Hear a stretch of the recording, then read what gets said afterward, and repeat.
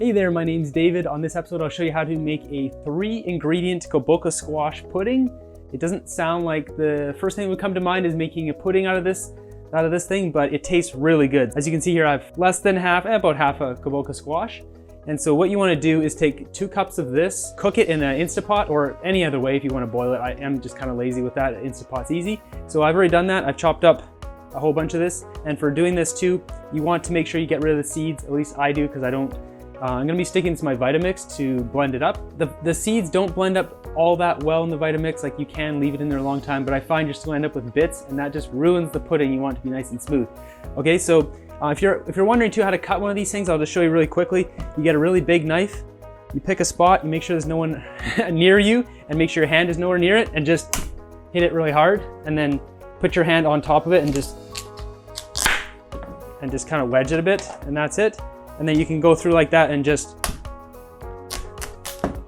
you don't even need that much strength to get through it at that point. You're just using the weight of the knife itself to cut through. And if you can't push through at this point, you can kind of wiggle it like this and just keep wiggling it until it starts cutting through.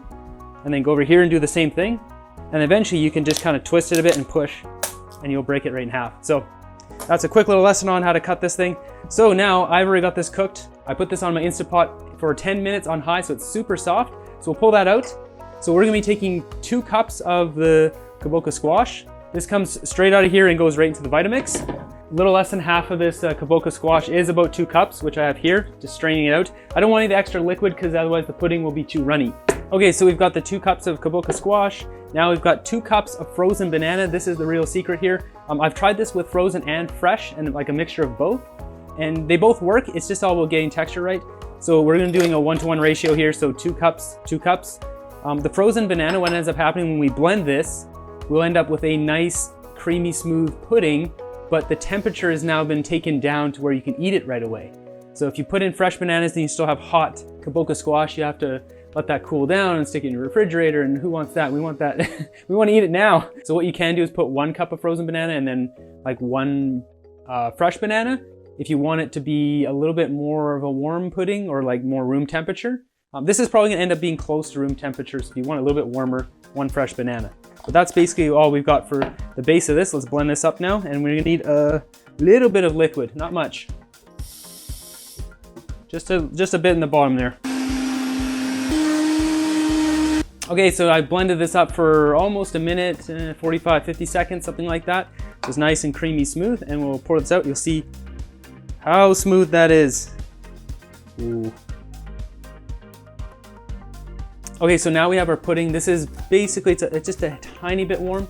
So you can put this in the fridge and let it cool if you want it to be chilled, or put another frozen banana in there and you'll actually get that to be a cool pudding. I'll do a taste test of this and then we'll go to the 3rd ingredient, because we've only done 2 so far. So the smell, it's like, if you ever had Kabocha Squash, you can do this with other squash too. I've tried it with one of these here. I don't even know what these are. They were growing in my yard this year. And I have like a whole bunch of other ones I'm gonna try it with, but they all seem to taste pretty good. But the Kabocha Squash is, in my opinion, the best tasting one. The smell is like very, I don't know, it's like rich and creamy smelling. Oh.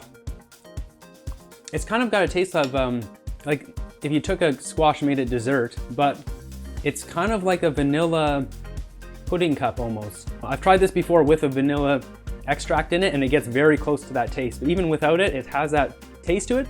If you want it sweeter, you can add 1 banana on top. So you're kind of taking that ratio to be 2/3 banana, 1/3 Kabocha Squash, something like that. But for on top of this, so I have 3 things that I've tried here, which are just fantastic. First off, we have raisins.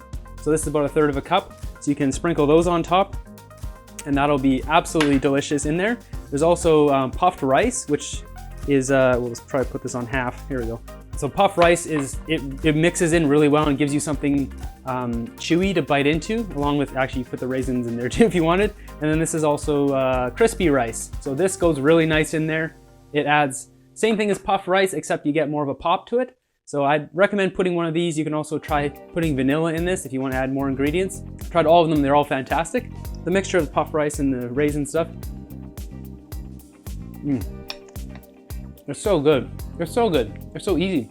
Hopefully you enjoyed this episode and gives you some ideas of some other things to make. If you're really craving a dessert and you're on a weight loss plan and you need something, but you don't want to be going out and eating that pumpkin pie, this is something that is very close in that range. So hopefully you enjoyed this episode. Give it a thumbs up.